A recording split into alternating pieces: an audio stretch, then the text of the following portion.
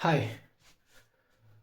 Strategy for class 12th English. मुझे पता है कि एग्ज़ाम्स बहुत ज़्यादा नज़दीक हैं। मुझे पता है कि आप लोग भी सोच रहे होंगे सर क्या करें क्या ना करें, क्या करें क्या ना करें। बिल्कुल इस तरीके से दिमाग ख़राब हो जाता है, मेरा भी हुआ था। तो ठीक है, इस वीडियो में बात करेंगे एक छोटी सी स्ट्रेटजी का जो मेरे ख्याल से आपके लिए काम करनी चाहिए, क्योंकि मेरे लिए काम की थी। मेरे इंग्लिश में 97% मार्क्स आए थे 100 में से, तो मेरे लिए काम की थी। तो मुझे लगता है कि आपके लिए भी वो काम करनी चाहिए। ठीक है, तो बिना किसी देरी के देखते हैं कि हमारी वो स्ट्रेटजी क्या है। देखिए, strategy for class 12th English. English के लिए बात कर रहे हैं और अलग अलग सब्जेक्ट्स पे भी बात करेंगे। सबसे पहले इंग्लिश की बात कर लेते हैं। 12th क्लास के लिए वेरी इंपॉर्टेंट। आपके लिए अब तो सबसे अच्छी बात क्या है? 12th क्लास आपके लिए सबसे अच्छी बात यह है कि एक्चुअली में आप पहले भी एक दर्दनाक मुकाम से गुजर चुके हो। दर्दनाक मुकाम से मेरा मतलब है कि क्लास टेंथ में अपने बोर्ड्स दिए थे, तो आपको थोड़ा बहुत एक्सपीरियंस है कि क्लास 12 में क्या होने वाला है, क्योंकि आप क्लास 10 से ऑलरेडी गुजर चुके हैं। आप उस दर्दनाक फेज से गुजर चुके हो कि आपको पता है कि बोर्ड एग्जाम क्या होता है, कैसे देते हैं, क्या पैटर्न रहता है और कितना प्रेशर रहता है, पीयर प्रेशर, मेंटल प्रेशर। कितना आप अपने आप को एग्जॉस्ट कर लेते हो, बिल्कुल कभी कभी बिल्कुल डर जाते हो। तो आपको वो सारी की सारी बातें पता है। तो मैं इन सब बातों में नहीं जाऊंगा। मैं कुछ इंपॉर्टेंट पॉइंट्स डिस्कस करूंगा जो कि इस समय मुझे लगता है आपको सुनना चाहिए, जो इस समय मुझे लगता है कि आपको उनकी जरूरत है। सबसे पहले देखते हैं क्या है। Prepare your mind and be ready to go for the kill. मतलब क्या है सर? हत्या कर दें किसी की? नहीं नहीं नहीं। मतलब इसका ये है कि अब समय आ चुका है। There is no time to waste. आप वेस्ट कर ही नहीं सकते, आप अफोर्ड कर ही नहीं सकते टाइम वेस्ट करना। आपको इस समय अपने आप को बिल्कुल एक योद्धा की तरह रखना है, एक वॉरियर की तरह रखना है कि हाँ, मेरे पास एक स्वॉर्ड है, मेरे पास एक तलवार है, मेरे पास मेरा कवच है या नहीं फर्क नहीं पड़ता, सेना है या नहीं फर्क नहीं पड़ता। मेरे पास बस इस बात से फर्क पड़ता है कि मेरे पास तलवार है, मैं लड़ सकता हूँ या लड़ सकती हूँ, मैं लड़ूंगी। You have to prepare yourself. बिल्कुल। देखिए, जीवन में हर चीज दो बार होती है, ध्यान समझिएगा। जीवन में हर चीज दो बार होती है। एक यहाँ आपके दिमाग दिमाग के अंदर या आपके दिल के अंदर, यहाँ पर कहीं भी मान लीजिए आप। और एक बाहर। सबसे पहले अगर आपने सोचा कि मैं पढ़ूंगा, तो सबसे पहले आपने यही तो सोचा। सबसे पहले आपने यही तो सोचा कि मैं पढ़ूंगा, तभी तो आपने दोबारा काम किया। तो पहले कहाँ हुआ? यहाँ। फिर क्या हुआ? बाहर। तो जीवन में हमेशा एक चीज दो बार होती है, पहले आपके अंदर और दूसरा बाहर। तो बस अपने आप को अंदर से प्रिपेयर कर लीजिए। अगर आप अंदर से अरे यार मैं तो कुछ नहीं कर सकता, गारंटी से कह सकता हूँ आप कुछ नहीं कर सकते। कुछ भी नहीं कर सकते। दुनिया का कोई टीचर आपको पढ़ा नहीं सकता, कोई ट्रिक काम में आ नहीं सकती, कोई विद्या, कोई कुंजी, कोई मैं कह सकता हूँ एक्सरसाइज, कोई भी स्टडी मटेरियल आपका कुछ नहीं कर सकता अगर आप यहाँ से प्रिपेयर नहीं है तो।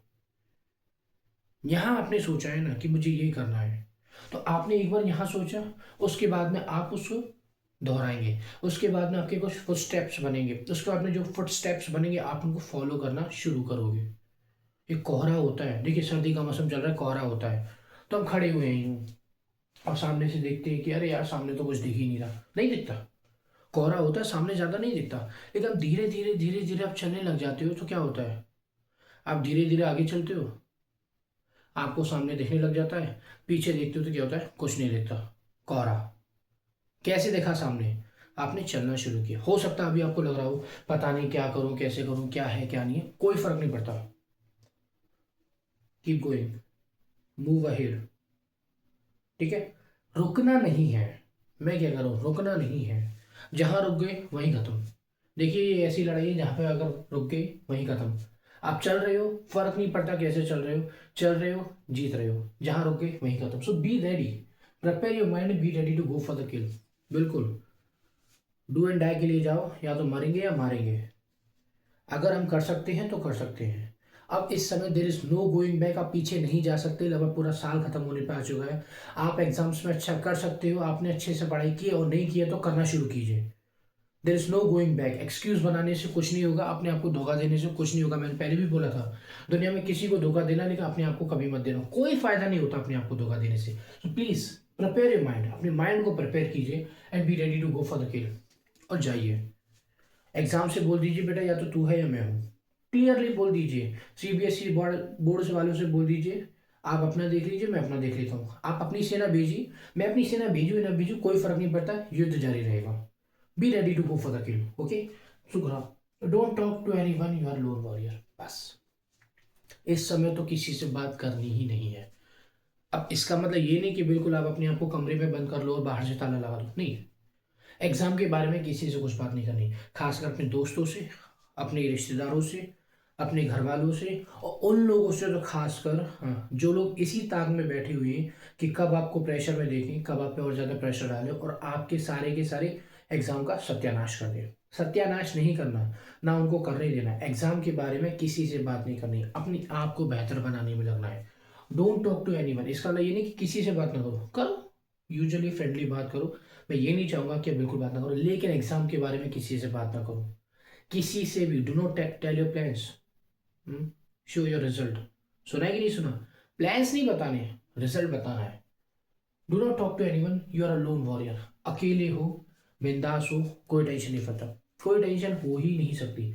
अकेले हो, बिंदास हो, लगे रहो, कोई डिस्ट्रैक्शन नहीं हुआ, मोबाइल वगैरह दूर कर दो। किसी से बात करनी है, कह देना कि पढ़ाई के बाद में बात करेंगे। मैं ये नहीं कर पूरे दिन पढ़ना है, लेकिन जो डेडिकेटेड आवर्स आपने दे रखे पढ़ाई के, प्लीज़ उन्हें इग्नोर मत कीजिए। इस समय इग्नोर करोगे पछताओगे। और आपको पता है कि लाइफ जो है अपॉर्चुनिटीज़ बड़े ही अनएक्सपेक्टेड वे में देती है, और अगर आपने उन अनएक्सपेक्टेड वे में जो अपॉर्चुनिटी मिली उसे अगर नहीं बना पाओगे तो पछताने के अलावा कुछ उपाय नहीं रहेगा। Trust me on this. मैं इसका जीता जागता गवाह हूँ। मैंने भी कुछ अनएक्सपेक्टेड अपॉर्चुनिटीज़ को खोया है और मुझे आज तक रिग्रेट रहता है, तो मैं चाहता हूँ कि आपको वो रिग्रेट ना रहे। ठीक है? You are a lone warrior, याद रखिएगा, लोन वॉरियर हो। एक कहानी सुनाता हूँ। एक बार क्या होता है, एक बड़ा सा पत्थर होता है, बहुत बड़ा पत्थर होता है, ऐसा बड़ा पत्थर होता है जैसे 10-10 12-12 हाथी मिलके भी नहीं खींच पाते। तो एक आदमी ट्राई करता है उस पत्थर को हिलाने की, कोशिश करता है, उस पत्थर पे दबाव डालता है, बिल्कुल दबाव डालता है, अपनी ताकत लगाता है, इधर से उधर से हर तरीके के एंगल को बदलने की कोशिश करता है। लेकिन आपको लगता है कि जिस पत्थर को हिलाने में भी 10 12 आती चाहिए, एक आदमी जाएगा और उसे तुरंत हिला देगा? नहीं, पत्थर हिलता भी नहीं है, 1 सेंटीमीटर, 1 मिलीमीटर इधर उधर नहीं होता। इधर से इतना सा भी इधर उधर नहीं होता, पत्थर वहीं का वहीं रहता है। आदमी परेशान, आदमी ये देखे अरे ये क्या हुआ, लेकिन आदमी हारता नहीं है। हर दिन जाता है, पत्थर को हिलाने की कोशिश करता है।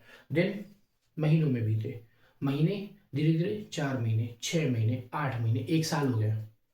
पत्थर हिला नहीं, सर थोड़ा सा भी नहीं हिला, बिल्कुल भी नहीं, हिल ही नहीं सकता। कैसे हिलेगा? हाँ, जिस पत्थर को हिलाने के लिए एक्चुअली में आपको 10 से 12 हाथी चाहिए, वो पत्थर यूं ही हिल जाएगा, कोई सवाल ही पैदा नहीं होता। तो सर आगे क्या हुआ, देखिए ध्यान समझिएगा। साल आगे बढ़ा, ठीक है, साल के बाद में फिर 1 2 महीने बीते, फिर 6 7 महीने बीते, और फिर 2 साल हो गए।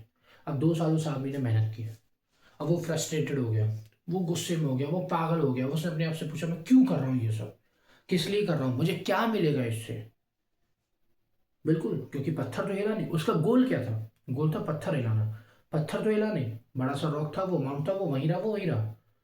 तो फिर उसने अपने आप को देखा, और उसने अपने आप में क्या बदलाव महसूस किए?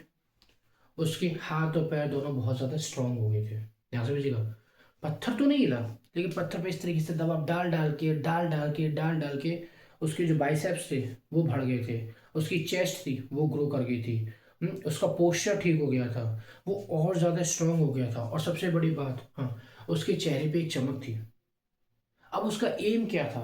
पत्थर को हिलाना। हिला पाया नहीं, लेकिन इस प्रोसेस में वो जो स्ट्रांग बन गया, उसने वो नोटिस नहीं किया जब तक कि उसने अपने आप को ध्यान से नहीं देखा। देखो बेटा, you are a lone warrior. ये जर्नी एग्जाम्स में अच्छे मार्क्स लाने की नहीं है, नहीं है, बिल्कुल भी नहीं है। मैं खुद कहूँगा ये जर्नी एग्जाम्स में अच्छे मार्क्स लाने की नहीं है। ये जर्नी एग्जाम से कुछ बेहतर करने की है।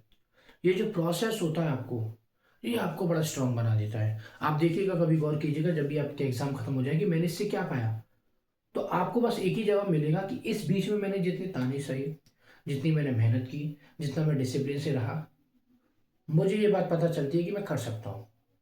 और मुझे ही नहीं, सब कर सकते हैं। तो जो डिसिप्लिन ये आपको समझाता है, ये जो टाइम की वैल्यू आपको करना समझाता है, जो आपको स्ट्रांग बनाता है मेंटली भी और फिजिकली भी, ये आपके लिए वरदानदायक होता है। ये इस प्रकार का होता है कि आप भी कहते हैं कि हाँ सर, इस जर्नी ने हमें एग्जाम्स के बारे में सिखाया ना सिखाया, लेकिन लाइफ के बारे में सिखाया होता है। इसी वजह से you are a lone warrior. और लाइफ में आपको बता दूं, आप अकेले ही हो, कोई आपके साथ नहीं है, आप अकेले। You are a lone warrior. आप अकेले आए हो, अकेले चल रहे हो, अकेले एग्जाम दे रहे हो। माँ बाप आपके साथ है, भाई बहन आपके साथ, लेकिन एग्जाम तो आपको अकेले ही देना है। जिंदगी में कोई प्रॉब्लम आई तो अकेले ही आपको लड़ना है। So you are a lone warrior. Exam आपको सिखाएगा कि किस प्रकार से आप एक लोन वॉरियर हो और आप कर सकते हो। So please prepare your mind and go for the kill. Third, see the syllabus. अब देखिए, सिलेबस को आप ठीक से देख लीजिए। मैं चाहूंगा कि सिलेबस आपके दिमाग में होना चाहिए। प्रिंट आउट निकलवा लीजिए, जहाँ पे आप पढ़ते हो वहाँ पे आप रख लीजिए, वॉल पेपर पे या फिर किसी भी तरीके से आपको इसे चिपका लीजिए, फाइल में रख लीजिए। Whatever you want to do it. Syllabus देखिए, पेपर का पैटर्न देखिए एंड क्वेश्चन देखिए। आपके इंग्लिश के जो एग्जाम्स होते हैं उनमें आपको पता है 80 मार्क्स का पूरा होता है। उसमें 40 मार्क्स की आपकी लिटरेचर आती है और 40 मार्क्स का आपका राइटिंग सेक्शन आता है, जिसमें 20 मार्क्स का आपका पैसेज होता है और 20 मार्क्स का आपका लेटर ऐसे या फिर में ईमेल वगैरह होते हैं। एनालिटिकल पैराग्राफ भी कभी कभी आ जाते हैं। सिलेबस देखो, दिमाग में रखो, पेपर का पैटर्न देखो कि सीबीएसई ने पिछले 2-4 साल में कैसे कैसे क्वेश्चंस पूछे हैं, और उसके बाद में क्वेश्चंस देखो। पैटर्न देखना है कि किस प्रकार की मार्किंग होती है, किस प्रकार से कौन कौन सी ऐसी मैं कह सकता हूँ कि सेक्शंस होते हैं जिनमें हमें ज़्यादा ध्यान देना है, जिनसे ज़्यादा पूछा जाता है। उसके बाद में क्वेश्चंस क्वेश्चंस प्रीवियस ईयर के कैसे पूछे गए, मैं आपको लिंक डिस्क्रिप्शन में दे दूंगा। वहाँ पे देखिए, जाइए, समझिए कि एक्चुअली में हमें कैसे मूव फॉरवर्ड करना है। डिस्क्रिप्शन में आपको लिंक मिल जाएगा। Read important chapters, more time and do not ignore writing section. देखिए, लिटरेचर में आप इंपॉर्टेंट चैप्टर्स पढ़ोगे, वो आपको कैसे पता चलेगा सर क्या इंपॉर्टेंट है? प्रीवियस ईयर के क्वेश्चन पेपर देखकर और पेपर के पैटर्न को देखकर कि कौन सा सेक्शन ज़्यादा आता है, कैसे क्वेश्चन किस सेक्शन से पूछे जाते हैं। उसके बाद में क्या करना है, उसके बाद में आपको क्या करना है कि जो चैप्टर ज़्यादा पूछे गए हैं उनको ज़्यादा बार पढ़िए। प्लीज़ देखिए, आपके मार्क्स जो है लिटरेचर में तभी आएंगे जब आपके दिमाग में कहानी होगी। और कहानी से मेरा मतलब ये नहीं कि ये किसी कछुए खरगोश की कहानी है ना। कहानी से मेरा मतलब है कि आपके मार्क्स तभी आ सकते हैं जब आपका माइंड क्लियर रहेगा, जब आप उस चैप्टर को समझ पाएंगे कि एक्चुअली में ये चैप्टर दिया क्यों है और ये चैप्टर हमसे कहना क्या चाहता है। दोनों बातें, दिया क्यों है और ये कहना क्या चाहता है। जब आप ये दोनों समझ लेंगे कि दिया क्यों है नंबर 1 और कहना क्या चाहता है, तो उसके बाद में उस चैप्टर से जितने भी क्वेश्चंस होंगे किसी भी कैरेक्टर को लेकर आप कर पाओगे। लेकिन उससे पहले आपको वो चैप्टर समझ में आना चाहिए। पहला, दिया क्यों है, दूसरा वो समझाना क्या चाहता है। ये 2 पॉइंट्स आपके क्लियर होने चाहिए। So read important chapters more time and do not ignore writing section. Writing section आपको पता है, लेटर, ऐसे, डायरी, फॉर्मल, इनफॉर्मल, जो भी लेटर है, ईमेल, एनालिटिकल पैराग्राफ, ऐसे कर लीजिए। मैं चाहूँगा आप 10th की ग्रामर की बुक उठाइए, उसमें बहुत सारे टॉपिक्स दे रखे हैं। किसी ना किसी टॉपिक पे लिखना शुरू कीजिए, लिखना बंद नहीं करना। 12th के प्रीवियस ईयर के क्वेश्चन पेपर देखिए, लिखना शुरू कीजिए। मार्केट में सैंपल पेपर है, सैंपल पेपर लेके जाइए, लिखना शुरू कीजिए। किसी ना किसी प्रकार से लिखना शुरू कीजिए। आपको लिखना बंद ही नहीं करना, क्योंकि राइटिंग सेक्शन से 20 मार्क्स मिलते हैं, आप उन्हें लूज करना अफोर्ड नहीं कर सकते। Right at least 5 answers daily till your exam. Remember consistency compounds, very important. एक आपको मैं बात बताता हूँ, मेरे साथ ना मेरे एक दोस्त है, वो थोड़ा फिटनेस वगैरह बॉडी बिल्डिंग वगैरह करता है, कोई बात नहीं। मैंने उस दोस्त से पूछा कि भाई कब से कर रहा है जिम, तो उसने बोला कि यार कुछ 1.5-2 साल हो गए। तो मुझे भी शौक चढ़ा, मैंने भी कहा कि मुझे भी डोले शोले बनाने हैं। तो मैंने क्या किया, मैंने उस दोस्त से बोला कि भाई तू मुझे जिम ले जा। उसने कहा ठीक है। तो उसने मुझे एक टाइम बता दिया कि जहाँ मिल जाना। मैं वहाँ पे गया और मैंने देखा वो वहाँ पे है, मैं उसकी बाइक पे बैठा, मैं जिम चला गया। जिम में गया तो लग रहे थे सभी मेहनत पानी करने में, कसरत वगैरह में। हमारा पहला पहला दिन था तो हम भी थोड़ा बहुत कसरत वगैरह मैं कह सकता हूँ कि करना शुरू कर दिया। ट्रेडमिल पे थोड़ा भाग लिया, हाँ, थोड़े वो जो 2.5 किलो के डंबल होते हैं वो थोड़े इधर उधर कर लिए। लेकिन मैंने एक चीज़ गौर की। मैंने क्या गौर किया, जो मेरा दोस्त था, हम्म, उसने एक बेल्ट सी पहनी और उसके बाद में एक बड़ा से रॉड थी, उसमें बहुत सारे वेट्स लगे, कुछ था वो 180 kg। और उसने इस तरीके से उठाया और उसे रख दिया, जिसे हम डेडलिफ्ट बोलते हैं। मुझे उसके बारे में नहीं पता था, मुझे बाद में पता चला कि ये डेडलिफ्ट होती है। 180 kg। मुझे लगा उस मैंने उसको देखा, मैं यूं देख रहा था, मैंने उसको देखा कि यार ये क्या रखा रहा है। तब 2-4 लोग थे वो सामने देख रहे, तो उन्होंने कहा कि 180 kg है। मैंने कहा 180 किलो तो बहुत होता है, ये उठा पाएगा? लेकिन वो नीचे गया और उसने इस तरीके से उठाया और कुछ सेकंड्स के बाद छोड़ दिया, क्लियरली उठा लिया। मुझे लगा कि शायद वेट्स फेक है, मुझे लगा कि जिम में जो वेट्स रखे गए वो फेक है। मैंने कहा ये तो मैं भी उठा लूंगा, क्योंकि उसकी बॉडी ज़्यादा नहीं है, वो बिल्कुल मेरी तरह दिखता है। ये कहूँगा कि लेकिन मेरे से भी थोड़ा कम होगा तो कह सकता हूँ, मेरी तरह दिखता है। मुझे लगा इसमें कहाँ जान है, 180 किलो ये कहाँ उठा लो, अगर ये उठा लेगा तो मैं भी उठा लूंगा। मैं भी जो शूज़ में गया, मैंने बेल्ट पहनी, मैंने उसी तरीके से कॉपी किया। मैंने भी क्या किया, मैं भी झुका और जैसे ही मैंने उठाने की कोशिश की, कट, एक आवाज़ आई। क्योंकि मैंने बहुत ज़्यादा उठाने की कोशिश की थी। तो मेरी थोड़ी हड्डी जो है पीठ की, हाँ, वो थोड़ी डिसलोकेट हो गई और मुझे समझ में नहीं आया ये क्या हुआ। और मैं ही नहीं, और भी लोगों ने कोशिश की थी उठाने की, किसी से हिला भी नहीं। मैं बड़ा परेशान, मैंने कहा वेट तो रियल है, तो इसने कैसे उठा लिया? तो मैंने उससे पूछा कि तूने कैसे उठाया? तो उसने बोला कि तुझे क्या लगता है कि मैंने आती आती उठा लिया? नहीं। उसने बोला कि मैंने शुरुआत की थी 50 से, 1-2 महीने 50 मारे, फिर डायरेक्ट 70, फिर 90। उसके बाद 90 के बाद में जैसे जैसे मैं आगे बढ़ा, तो मुझे 1-1 किलो के लिए भी मेहनत करनी पड़ती थी। और धीरे धीरे धीरे धीरे करके कुछ 1.5 साल में मैं यहाँ तक आया हूँ कि मैं 200 kg या 180 kg तक मार सकता हूँ। 1.5 साल में, मतलब 1.5 साल में उसने लगभग, उसने मुझे बताया कि हर दिन उसने मेहनत की थी, हर दिन उठाने की कोशिश की थी, और तब जाके वो यहाँ पे आया है। यहाँ से समझिएगा इसका मेरा मतलब क्या है। मतलब ये है कि वो जो उसने हर दिन किया, धीरे धीरे धीरे धीरे करके, वो जो कैपेसिटी है, वो जो पावर है, वो उसके अंदर स्टोर होती गई। उसके मसल्स को, उसके टिश्यूज को उसकी आदत होने लगी। एक साथ नहीं हुई, उसकी आदत होने लगी। कंसिस्टेंसी से धीरे धीरे धीरे धीरे धीरे धीरे डेडिकेशन से वो आगे बढ़ता चला गया। प्लीज, इसी वजह से मैं कह रहा हूँ कि right at least 5 answers daily. Daily लिखो, कोई फर्क नहीं पड़ता कोई क्या कहता है क्या नहीं कहता, डेली लिखो। और डेली लिखने के बाद में क्या करना है, आप मुझे भेजो। देखिए, मेरे चैनल पे मेरा ईमेल दे रखा है, आपके लिए मैं इतना तो कर ही सकता हूँ। आप उस ईमेल पे मुझे आंसर्स लिख के भेजिए। कौन से आंसर्स? वो आंसर्स जो कि आपकी, मैं कह सकता हूँ कि लिंक में जो डिस्क्रिप्शन है प्रीवियस ईयर क्वेश्चन पेपर का, उसमें दे रखें कि बोर्ड में कैसे कैसे क्वेश्चन पूछ रहे हैं। अगर आपको वो नहीं करना, कोई फर्क नहीं पड़ता। अगर आप किसी सैम्पल पेपर से आंसर लिखते हो, आप क्वेश्चन लिखिए, उसका आंसर लिखिए और मुझे ईमेल कर दीजिए। ईमेल मेरे चैनल पे दे रखा है।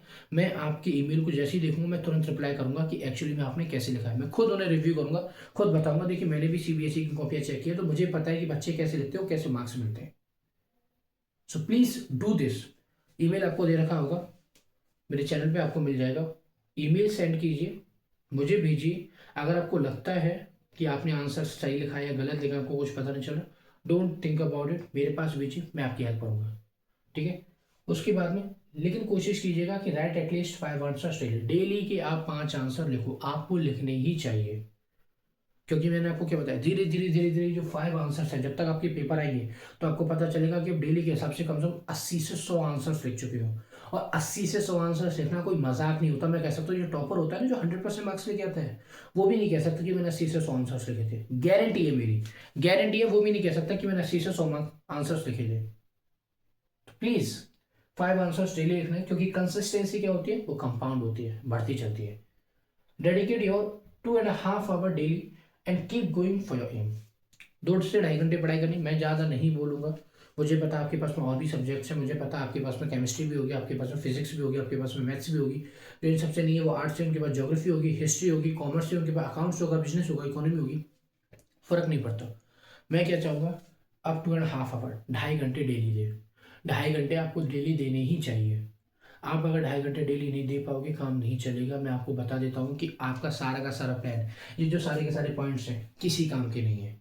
क्यों? क्योंकि ये जो 2.5 घंटे जब आप दोगे, जब 5 आंसर्स लिखोगे, तभी ये जो याद रखना है कि रिमेंबर द कंसिस्टेंसी कंपाउंड्स, तभी ये कंसिस्टेंसी कंपाउंड हो पाएगी। नहीं तो क्या कंसिस्टेंसी कंपाउंड रहेगी? खाक रहेगी। आपने पढ़ाई नहीं, फिर क्या रहेगी? आपने मोबाइल चलाया तो वो कंसिस्टेंसी रहेगी, आपने वीडियो गेम खेला तो वो कंसिस्टेंसी रहेगी, आपने किसी से बात की तो वो कंसिस्टेंसी रहेगी। और किसी से बात करना, मोबाइल चलाना, वीडियो गेम खेलना, कंसिस्टेंसी में आप ला के क्या कर लोगे? उसे कंपाउंड करके आप क्या कर लोगे? कुछ भी नहीं। Right now your only focus is your exam. और याद रखिएगा, एग्जाम से डरना नहीं है, एग्जाम की जो जर्नी है उसे एंजॉय करना है। क्यों? क्योंकि याद रखिएगा, वो कहानी, पत्थर तो नहीं हिला, वो बड़ा सा जो बिग मोल्ड था वो तो नहीं हिला, लेकिन क्या हुआ, वो व्यक्ति स्ट्रांग हो गया। आपको स्ट्रांग बनना है। The journey is to make you stronger than ever. जब आप देखो अपने आप को, क्या आपको लगे कि हाँ मैंने भी कुछ अचीव किया है। रिमेंबर, तो हमेशा याद रखिएगा कि कंसिस्टेंसी आपको किसकी कंपाउंड करनी है? उन आदतों की, उन चीजों की जो कि आपके लिए कामदायक हो, जो कि आपके लिए लाभदायक हो, जिसको देखकर आपको लगे कि हाँ सर मैंने कुछ अच्छा काम किया। आपको भी तो अपने आप पे गर्व होना चाहिए। आप जब अपने आप को शीशे में देखें और आप अपने आप से पूछें कि क्या किया, बताओ आपने क्या किया, जो भी आपका नाम है, तो आप वहां से जवाब आना चाहिए कि मैंने ये किया, मैंने ये किया, मैं ये जर्नी से गुजरा हूँ, मुझे ये पता चला। तभी तो पता चलेगा, तभी तो मजा आएगा। जब तक तूफानों से नहीं लड़ोगे तब तक कैसे पता चलेगा? बताइए। जो न जीत में न जीते हूँ, न हार में न हारते हूँ, जीना उन्हीं का नाम है, मरना उन्हीं का नाम है। दरिया के किनारे सदके हजार जाने हैं, मुझे ना गवार है साहिर की मौत मरना। तो दरिया के किनारे नहीं मरना, जो जो ना जीत में ना जीते हूँ, ना हार में ना हारते हूँ। जीना भी उन्हीं का नाम है, मरना भी उन्हीं का नाम है। कोई फर्क नहीं पड़ता क्या होता है, हमें बस आगे बढ़ना है। दरिया के किनारे सदके हजार जाने हैं। दरिया होता है ना, बिल्कुल नदी, उसके किनारे मर जाओ, क्या फर्क पड़ता है, कुछ भी नहीं। पार करो, कूदो, तैरो, हाथ पैर छटपटाओ, क्या होगा, पसीने आएंगे, क्या होगा, दर्द होगा, क्या फर्क पड़ता है, कुछ फर्क नहीं पड़ता। दरिया के किनारे सदके हजार जाने, मुझे ना गवार है साहिर की मौत मरना। मतलब डूब के मर जाओ, बेहतर रहोगे, रादर देन किसी दरिया के किनारे इस तरीके से खड़े होकर मौत का इंतजार कर रहा। आपको तो दुनिया में सबसे ज्यादा तकलीफ दे क्या होता है, मौत का इंतजार करना। मौत का इंतजार नहीं करना, गो फॉर द किल। दरिया के किनारे नहीं मरना, उसके किनारे तो सज के हजार जाने हैं, लेकिन हमें नागवार है साहिर की मौत मरना। हम वीरों की मौत मरेंगे, क्यों? क्योंकि we are a lone warrior, you are a lone warrior, yes you are a lone warrior and I am also a lone warrior, everybody is a lone warrior. बस हमें अंदर से समझना है। तो आई होप आपको ये सारे के सारे 6 पॉइंट समझ में आ गए होंगे। And last but not the least, best of luck. धन्यवाद।